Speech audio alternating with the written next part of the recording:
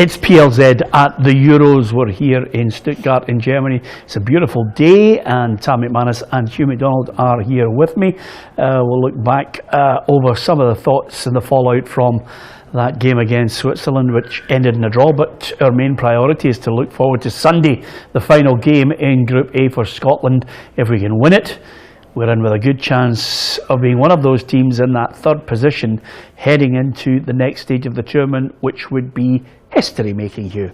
Absolutely, and that was the whole point of the tournament. That was the whole priority. Get out of the group. We're giving ourselves a chance to get out of the group after the depression of the first game. I thought we roared back into it. There were certain things that weren't right about the Switzerland game. There was a lot that was right.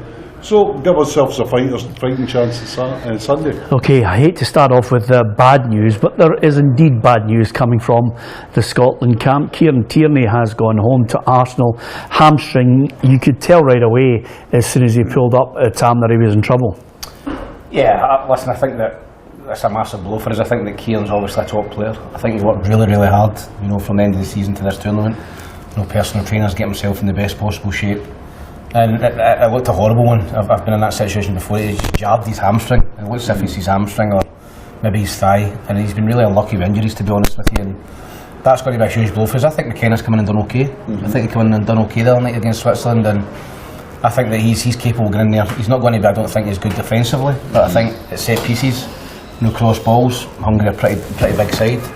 I think he brings that to the party. But Keiran being missing for this game is a big blow for us. Just checking, have you got a mic on?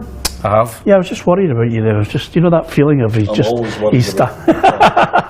think it's a good starting position in life is to be worried about Tam. Yeah. And I've got hot chocolate as well. Yeah.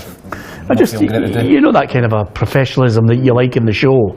I was just checking there just to make sure. He passed a late fitness test to come on the show today. So well, of course, you had a sore throat, didn't you? I did. I was really out of my sick bed this morning, but I've pushed through it for the company.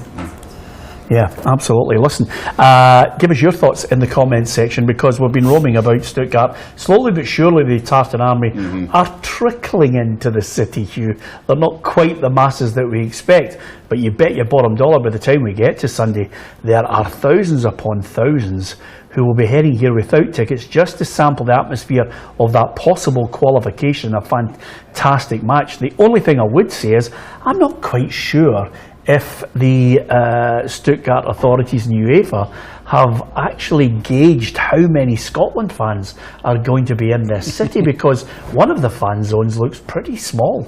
Yeah, and the big fan zone, which is very, very impressive, is going to be showing the Germany game. The big one is the one in opposite the castle, the Schlossstadt.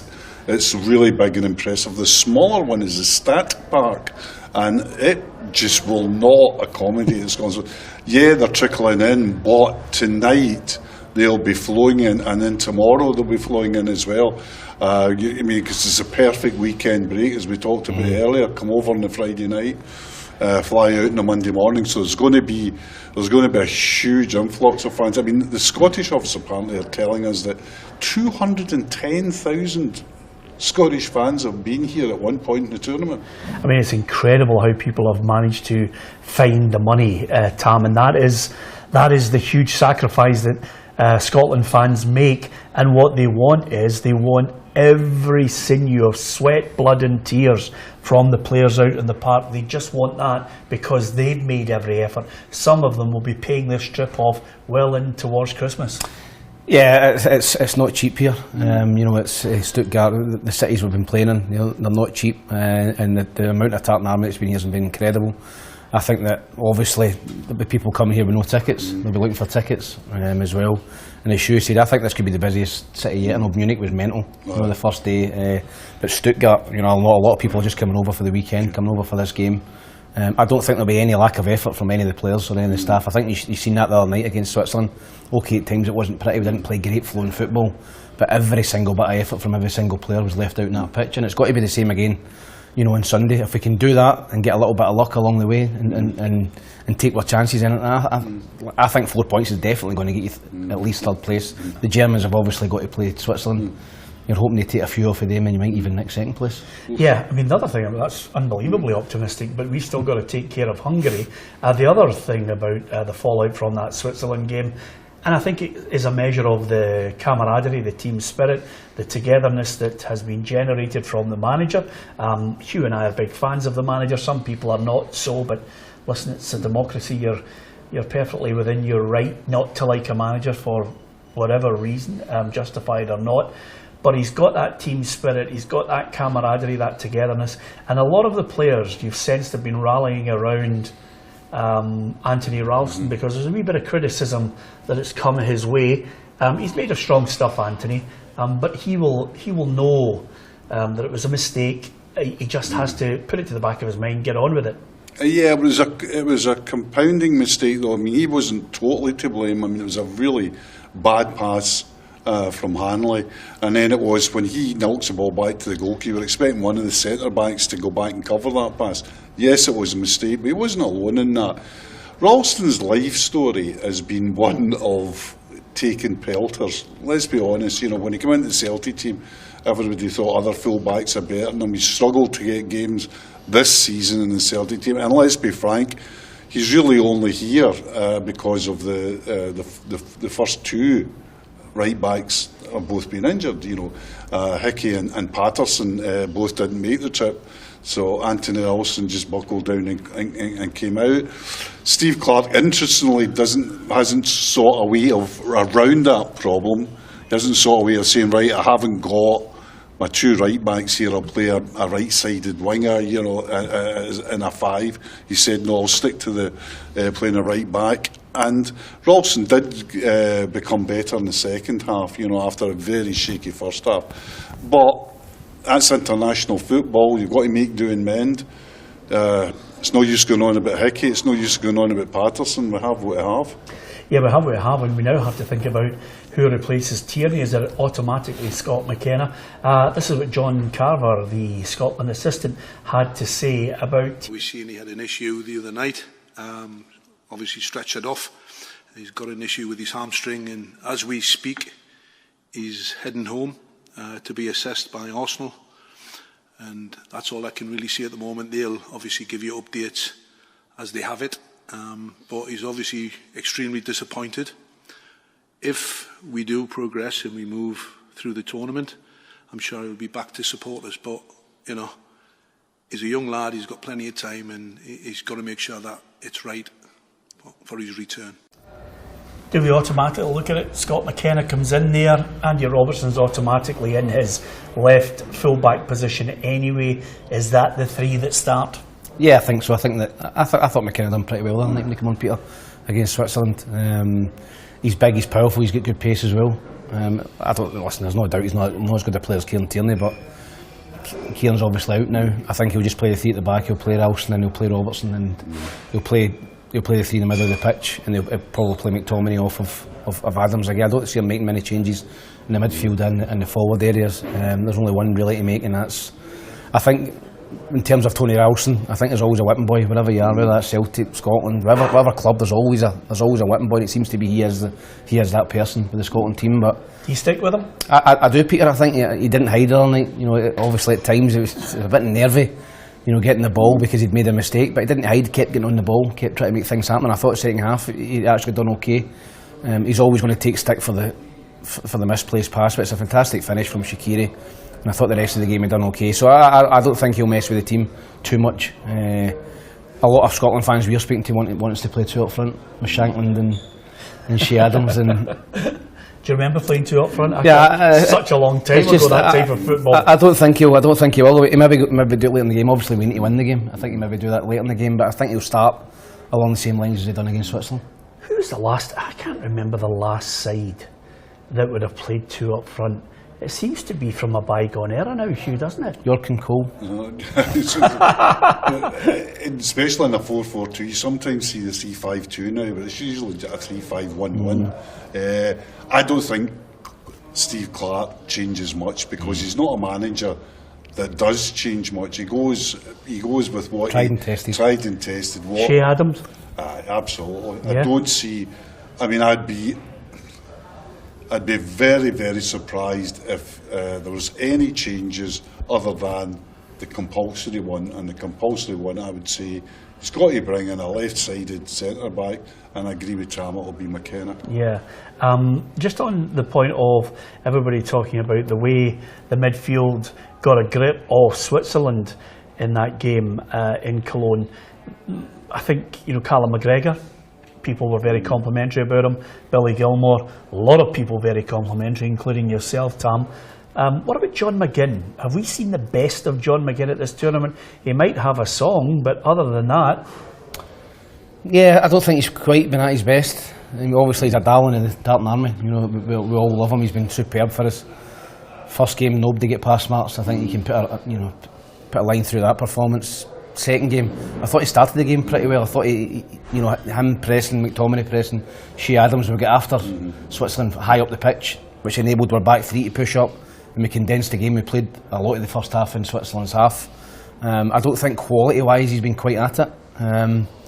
But he's got a perfect opportunity on Sunday to become the hero again. Fans sing his name. Whether you're getting for John McGinn, even if he's having a poor game, Peter, he's leaving everything out there. It doesn't matter if he's playing. Technically he's playing well. He's good on the ball. He's always going to get 100% effort. He's going to put tackles in. He's going to run, and we need everybody doing that. The subs coming on as well. We need everybody putting a shift in, putting a performance in to get the right result against Hungary. But I don't think he's. Maybe it's been a long season, Peter. I know Aston Villa went deep into the Conference League as well. They were in a race for the Champions League, the top four with Spurs, and he's played a lot of football this season, so maybe he's just feeling the effects of that. But apart from that, you're going to get 100%. He's undroppable for me anyway. And the one thing that's come out of the camp, especially down in Garmisch today, Hugh, and after the game against Switzerland, Callum McGregor said in the mixed zone that he thought Scotland had to go up another level again because they had to take the game to Hungary. They really need to win this game first and foremost. And then out of the camp itself, I think the general feeling is to try and keep the players focused, to say, look, you had the most unbelievable rendition of the national anthem, Flower of Scotland, and then you had a team that absolutely gave everything. You cannot get into a situation where you drop below that now. You've got to forget about the plaudits, the people that complimented the effort on this one, despite the mistakes. You must reach another level. I don't think there's a problem with that with the Scottish team. I think commitment is ingrained in this team. I think in many ways, and what we hear as well, that many of the Scotland team are playing through injury and are carrying bits of injuries after a long season. So I don't think there's any need to... you can make many accusations about players in the Scotland team, but I don't think a commitment to the cause or determination could ever be laid at them. But I do agree they've got to step up, because they've got to be enterprising on Sunday, because they've got to score. Yeah, and the other thing about it, with that, and I've got to... You okay? Yeah, just checking. The other thing I must mention, Tam, is this is a Hungary side that came into this tournament off the back of some really impressive results. They beat England home and away. So they're no mugs. The only question that everybody will have is the desire to do anything, because they're effectively out. Yeah, and I said the other night, I can go two ways, Peter. I think Hungary can come out and be really hurting and want to put a performance, and they've got a big support. I've seen the couple of games they were playing in, even the game against Germany, they had a large support with them. And the Hungarians have travelled and they've got the support in the team, and they'll be hurt because a lot of people thought them as a kind of dark horse in this tournament. Some of the results were excellent in the qualification, in the Nations League as well. They were superb. And they've not turned up so far in both the games. Switzerland beat them pretty comfortably, and then obviously Germany as well. But they've shown in different periods in both games that they are a good side. It's not as if we're just going to turn up and think we're just going to turn up and beat them. I think we're going to have to play really, really well. We're going to have to take our chances. We're going to have to defend. We're going to have to take risks at times, because we've done that against Switzerland. We took risks at times and nearly got in a couple of times. A couple of tight offside decisions, and the game could go another way for against Switzerland. So we're going to have to take chances and gamble at times and be risky at the back. But if we can go and put a performance in like we've done against Switzerland, then I think we've got the quality in the team. I think we've got the determination in the team, and the fans behind us to go and beat Hungary. I think so too. I think that's a good summation, because as you say, Tom, if you look at all the magazines, as we did when we were doing our research, look at all the football magazines across the world, look at all the experts going on the internet and scouring that for information. That was the expression that was used. A dark horse, Hungary. Look at their record. Look at their record in qualification. Look at where the team's a very cohesive team. It's a team that's played together for a long time. A manager that's very canny, and they were looked upon as a real danger coming in. It hasn't worked out that way, but you can see in games why people thought that. I mean, they gave Germany problems for a while. I mean, Neuer had to be. We never gave Germany a problem at all at any point in the match, and they did at times against Switzerland. Okay, they're 2-0 down, and they've got to come out, but they did give Switzerland problems again at that time. So, absolutely a good technical, adventurous side. We've got to nip that in the bud, and we've got to go into this game saying immediately, we're here to do the business. I'll want another 10 minutes, like the first 10 minutes against the Swiss. Yeah, absolutely. If you are enjoying our content, don't forget, you can like, share and follow across our Facebook and our Twitter, and of course our Instagram. But more importantly, if you hit the subscribe button on PLZ Soccer's YouTube channel, you can watch a lot of that unique video content, because our team out here in Germany are trying to give you as much unique video content as possible. Our reporter Kerry giving you the daily news. We've got an interview actually earlier today with a man who walked all the way from the UK to Germany. Yeah, and a great interview as well with supporters who have come from all sides of the world.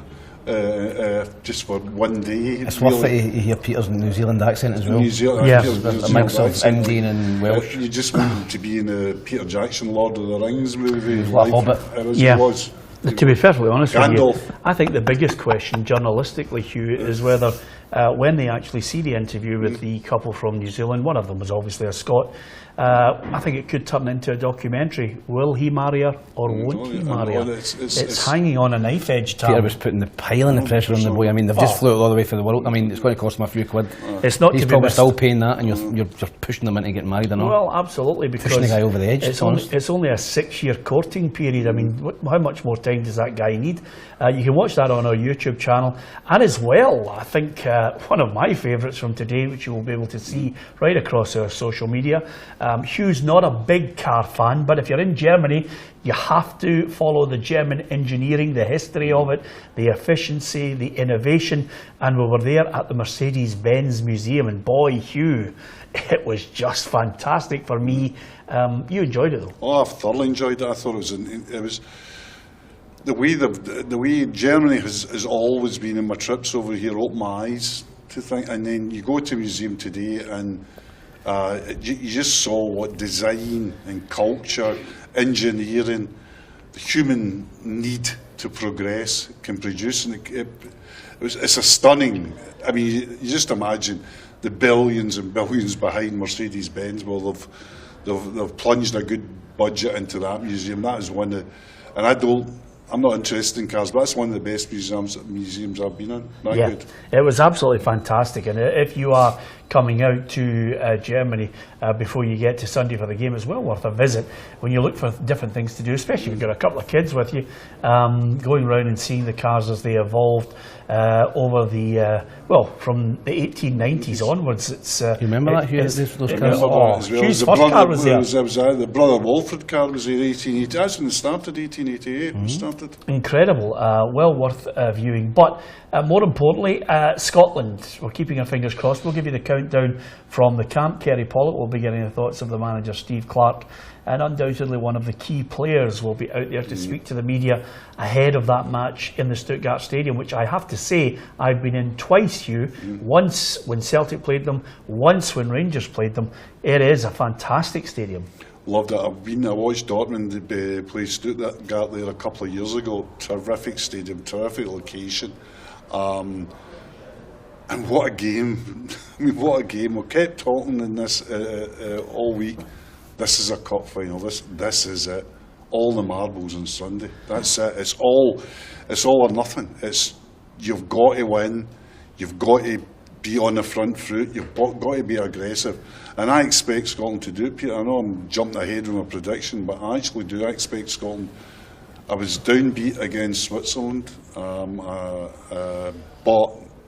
I now think, whatever on the line, I think a narrow Scottish victory is possible. Yeah, the strange thing about it is you go down through the years at the big games, that Scotland really need to produce something special. I mean, we automatically, for those of a certain vintage, think of Scotland playing Czechoslovakia in 1973. You look at Anfield in 77, Tam, when we had to get there.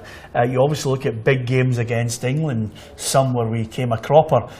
This one's in that category of games that you remember, especially if it goes your way. Yeah, as I was just thinking about Morocco in 1998 there, when we had to win and we get beat 3-0. I was sort of put a downer on it. I remember losing to Brazil and then drawing with, was it Norway? Craig Burley scored and then going into that last game, Morocco, and then getting beat. I hope it's not the same. But listen, it's all or nothing. Hugh's right. It's all or nothing on the night. We have to go and play well. If we do that, then I think we're capable of winning the game. Yeah, okay, give us your thoughts on that in the comments section below, especially in our Twitter and in the YouTube as well. Hit the subscribe button and join the football family. Just before we go, it would be remiss of us not to talk about this tournament as a whole, because some of the games have been fantastic, goals aplenty. I've thoroughly enjoyed it. I'm sticking by France to win it. And then I'm saying to myself, well, who do you think is going to sneak in there and maybe surprise us all? I know that we were talking about dark horses earlier.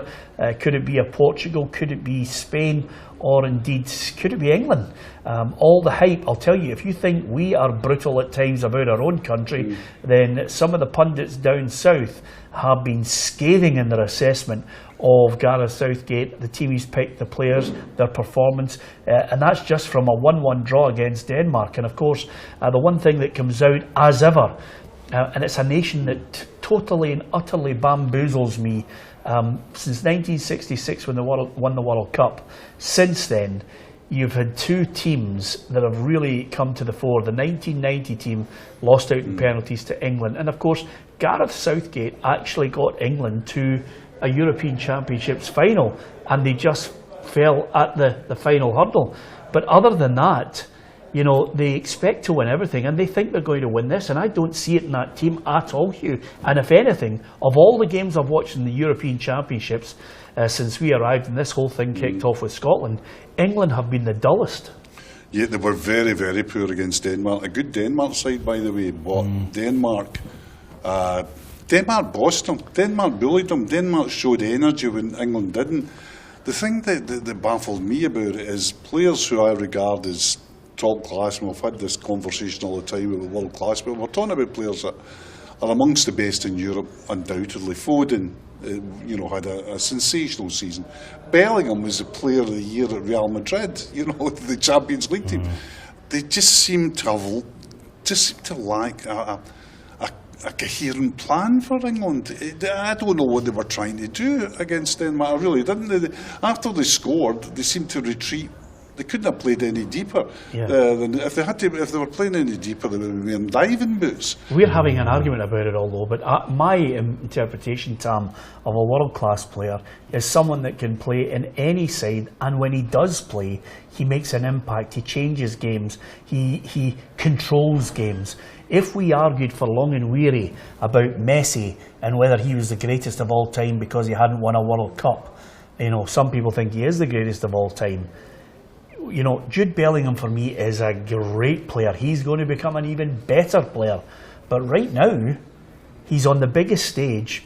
I haven't seen him. I didn't see him in the Champions League final, as one of those standout players against Borussia Dortmund. He has got to do it in this tournament, at a young age, to actually stamp his authority in a game. The way, Toni Kroos at the end of his international career bossed the game against, albeit Scotland. Yeah, I think there's a lot of pressure on Jude Bellingham. I think he's seen as the next big thing, in terms of England. Fantastic season with Real Madrid. Foden as well. Both of them have been quiet so far.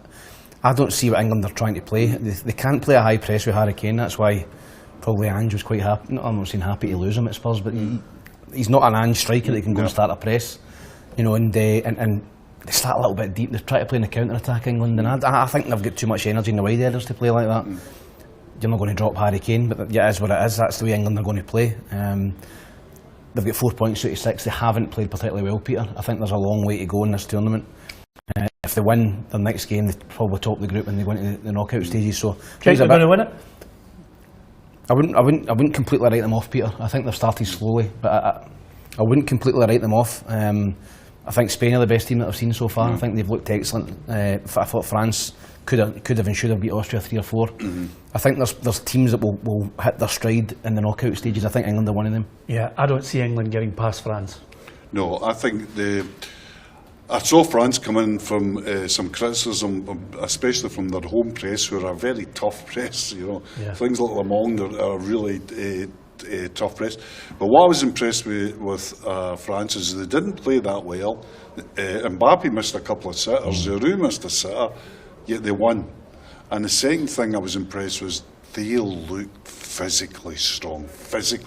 Powerful, quick. Guys, quick guys, all over the place. And the other thing, if I can add a third thing, Kante looks as if he's come back from Saudi Arabia having discovered the elixir of life. I mean, he just looks back to being the Kante of 5, 6, 7 years ago. He was magnificent the other night there. Yeah, absolutely. Listen, we've got to take care on this trip because every time we're walking, we don't realise we're walking for miles all around the cities. We're in Stuttgart, we're in the final stages of this 10-day tour, Tam, and we've got to make sure that the Alien here on the left-hand side is safe and secure all the way to the Stuttgart His Stadium. walk's getting slower and slower. It's his gimpy leg, and it just seems to be, just getting worse and worse. So hopefully he can see the trip out. Intact. Hopefully. I hope that as well, Tom. I actually think he's definitely going to make it, but I was just saying, we've got to take care here. We're going to meet thousands upon thousands of Tartan Army fans, and we'll be bringing you more stories on PLZ Soccer's YouTube channel, our Twitter account, our social media channels, and back home, Alison, Blair, Cheryl and Patrick have got some great stories from the fans who can't make it out to Germany but want to follow Scotland. They want to go to the fan zones, they want to go into the city centres, Edinburgh, Aberdeen, Dundee, Glasgow, you name it, they're out there. Some people in their homes genuinely are enjoying following Scotland. It's going to be nail-biting on Sunday.